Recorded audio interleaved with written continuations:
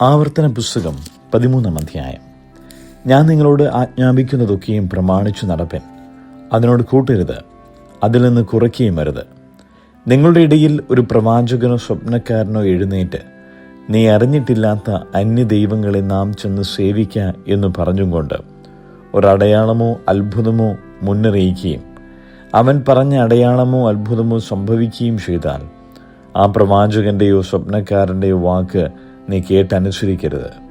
നിങ്ങളുടെ ദൈവമായ യഹോവയെ പൂർണ്ണ ഹൃദയത്തോടും പൂർണ്ണ മനസ്സോടും കൂടെ നിങ്ങൾ സ്നേഹിക്കുന്നുവോ എന്നറിയേണ്ടതിന് നിങ്ങളുടെ ദൈവമായ യഹോവ നിങ്ങളെ പരീക്ഷിക്കുകയാകുന്നു. നിങ്ങളുടെ ദൈവമായ യഹോവയെ നിങ്ങൾ അനുസരിച്ചു ഭയപ്പെടുകയും അവൻ്റെ കൽപ്പന പ്രമാണിച്ച് അവൻ്റെ വാക്ക് കേൾക്കുകയും അവനെ സേവിച്ച് അവനോട് ചേർന്നിരിക്കുകയും വേണം.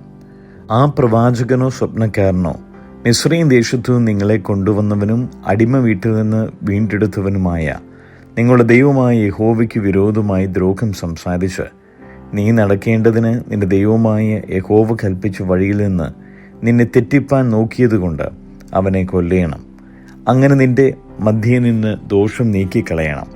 നിങ്ങളുടെ ചുറ്റും ദേശത്തിൻ്റെ ഒരറ്റം മുതൽ മറ്റേ അറ്റം വരെ സമീപത്തോ ദൂരത്തോ ഉള്ള ജാതികളുടെ ദേവന്മാരിൽ വെച്ച് നീയോ നിന്റെ പിതാക്കന്മാരോ അറിഞ്ഞിട്ടില്ലാത്ത അന്യദൈവങ്ങളെ നാം ചെന്ന് സേവിക്ക എന്ന് നിന്റെ അമ്മയുടെ മകനായ നിന്റെ സഹോദരനോ നിന്റെ മകനോ മകളോ നിന്റെ മാർവിടത്തിലുള്ള ഭാര്യയോ നിന്റെ പ്രാണസ്നേഹിതനോ രഹസ്യമായി പറഞ്ഞ് നിന്നെ വശീകരിപ്പാൻ നോക്കിയാൽ അവനോട് യോജിക്കുകയോ അവൻ്റെ വാക്ക് കേൾക്കുകയോ ചെയ്യരുത്.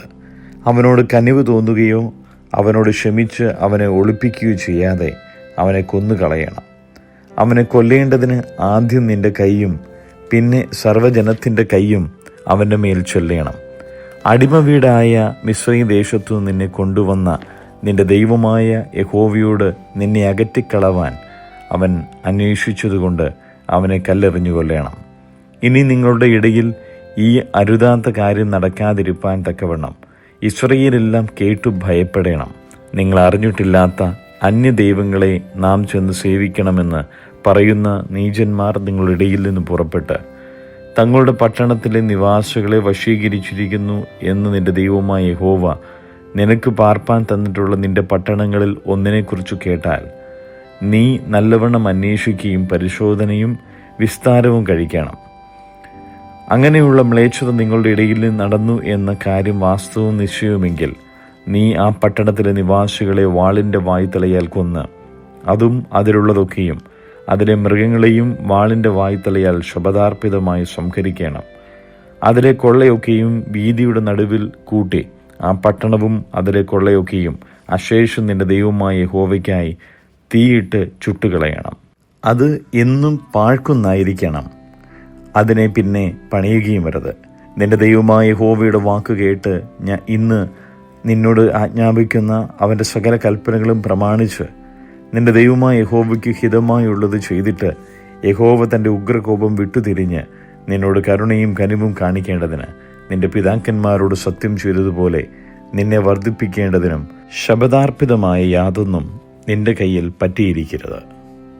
സങ്കീർത്തനങ്ങൾ 119, 145 മുതൽ 160 വരെ. ഞാൻ പൂർണ്ണ ഹൃദയത്തോടെ വിളിച്ചപേക്ഷിക്കുന്നു, എനിക്ക് ഉത്തരമരുളയണമേ. യഹോവേ, ഞാൻ നിന്റെ ചട്ടങ്ങളെ പ്രമാണിക്കും. ഞാൻ നിന്നെ വിളിച്ചപേക്ഷിക്കുന്നു, എന്നെ രക്ഷിക്കണമേ. ഞാൻ നിന്റെ സാക്ഷ്യങ്ങളെ പ്രമാണിക്കും. ഞാൻ ഉദയത്തിന് മുമ്പേ എഴുന്നേറ്റ് പ്രാർത്ഥിക്കുന്നു. നിന്റെ വചനത്തിൽ ഞാൻ പ്രത്യാശ വയ്ക്കുന്നു. തിരുവചനം ധ്യാനിക്കേണ്ടതിന് എൻ്റെ കണ്ണ് യാമങ്ങളെ നോക്കിക്കൊണ്ടിരിക്കുന്നു. നിന്റെ ദയയ്ക്ക് തക്കവണ്ണം എൻ്റെ അപേക്ഷ കേൾക്കണമേ. യഹോവേ, നിന്റെ ന്യായപ്രമാണം എന്നെ ജീവിപ്പിക്കണമേ. ദുഷ്ടതയെ പിന്തുടരുന്നവർ സമീപിച്ചിരിക്കുന്നു. നിന്റെ ന്യായപ്രമാണത്തോട് അവർ അകന്നിരിക്കുന്നു. യഹോവേ, നീ സമീപസ്ഥനാകുന്നു. നിന്റെ കൽപ്പനകളൊക്കെയും സത്യം തന്നെ. നിന്റെ സാക്ഷ്യങ്ങളെ നീ എനിക്ക് സ്ഥാപിച്ചിരിക്കുന്നു എന്ന് ഞാൻ പണ്ടുതന്നെ അറിഞ്ഞിരിക്കുന്നു. എൻ്റെ അരിഷ്ടത കടാക്ഷിച്ച് എന്നെ വിടുവിക്കണമേ. ഞാൻ നിന്റെ ന്യായപ്രമാണത്തെ മറക്കുന്നില്ല. എൻ്റെ വ്യവഹാരം നടത്തി എന്നെ വീണ്ടെടുക്കണമേ. നിന്റെ വാഗ്ദാനപ്രകാരം എന്നെ ജീവിപ്പിക്കണമേ. രക്ഷ ദുഷ്ടന്മാരോട് അകന്നിരിക്കുന്നു. അവർ നിന്റെ ചട്ടങ്ങളെ അന്വേഷിക്കുന്നില്ലല്ലോ. യഹോവേ, നിന്റെ കരുണ വലിയതാകുന്നു. നിന്റെ ന്യായപ്രമാണം എന്നെ ജീവിപ്പിക്കണമേ. എന്നെ ഉപദ്രവിക്കുന്നവരും എൻ്റെ വൈരികളും വളരെയാകുന്നു. എങ്കിലും ഞാൻ നിന്റെ സാക്ഷ്യങ്ങളെ വിട്ടുമാറുന്നില്ല. ഞാൻ ദ്രോഹികളെ കണ്ട് വ്യസനിച്ചു. അവർ നിന്റെ വചനം പ്രമാണിക്കുന്നില്ലല്ലോ. നിന്റെ പ്രമാണങ്ങൾ എനിക്ക് എത്ര പ്രിയം എന്ന് കണ്ടു. യഹോവേ, നിന്റെ ദയയ്ക്ക് തക്കവണ്ണം എന്നെ ജീവിപ്പിക്കണമേ. നിന്റെ വചനത്തിൻ്റെ സാരം സത്യം തന്നെ. നിന്റെ നീതിയുള്ള വിധികളൊക്കെയും എന്നേക്കുമുള്ളവ. അപ്പോസ്തല പ്രവൃത്തികൾ 13-ാം അധ്യായം 1 മുതൽ 12 വരെ. അന്ത്യോക്യയിലെ സഭയിൽ ബർന്നബാസ്, നീഖർ എന്നു പേരുള്ള ശിമോൻ, കുറേനക്കാരനായ ലൂക്യോസ്, ഇടപ്രഭുവായ ഹെരോദാവോടുകൂടെ വളർന്ന മനായേൻ, ശൗൽ എന്നീ പ്രവാചകന്മാരും ഉപദേഷ്ടാക്കന്മാരും ഉണ്ടായിരുന്നു. അവർ കർത്താവിനെ ആരാധിച്ചും ഉപവസിച്ചും കൊണ്ടിരിക്കുമ്പോൾ ഞാൻ ബർന്നബാസിനെയും ശൗലിനെയും വിളിച്ചിരിക്കുന്ന വേലയ്ക്കായിട്ട് അവരെ എനിക്ക് വേർതിരിപ്പിൻ എന്ന് പരിശുദ്ധാത്മാവ് പറഞ്ഞു. അങ്ങനെ അവർ ഉപവസിച്ചു പ്രാർത്ഥിച്ച് അവരുടെ മേൽ കൈവച്ച് അവരെ പറഞ്ഞയച്ചു. പരിശുദ്ധാത്മാവ് അവരെ പറഞ്ഞയച്ചിട്ട് അവർ സെലൂക്കിയിലേക്ക് ചെന്നു. അവിടെ നിന്ന് കപ്പൽ കയറി കുപ്രോസ് ദ്വീപിലേക്ക് പോയി. സലസീമിൽ ചെന്ന് യഹൂദന്മാരുടെ പള്ളിയിൽ ദൈവവചനം അറിയിച്ചു. യോഹന്നാൻ അവർക്ക് ഭൃത്യനായിട്ടുണ്ടായിരുന്നു. അവർ ദ്വീപിൽ കൂടി പാഫോസ് വരെ ചെന്നപ്പോൾ ബർയേശു എന്നു പേരുള്ള യഹൂദനായ കള്ളപ്രവാചകനായ ഒരു വിദ്വാനെ കണ്ടു. അവൻ ബുദ്ധിമാനായ സെർഗ്യോസ് പൗലോസ് എന്ന ദേശാധിപതിയോടുകൂടെ ആയിരുന്നു. അവൻ ബർന്നബാസിനെയും ശൗലിനെയും വരുത്തി ദൈവവചനം കേൾപ്പാൻ ആഗ്രഹിച്ചു.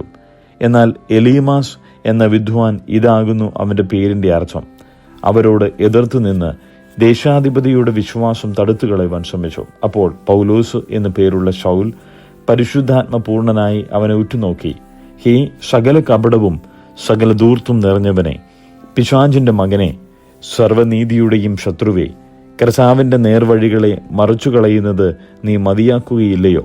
ഇപ്പോൾ കർത്താവിൻ്റെ കൈ നിന്റെ മേൽ വീഴും. നീ ഒരു സമയത്തേക്ക് സൂര്യനെ കാണാതെ കുരുടനായിരിക്കുമെന്ന് പറഞ്ഞു. ഉടനെ ഒരു തിമിരവും ഇരുട്ടും അവൻ്റെ മേൽ വീണു.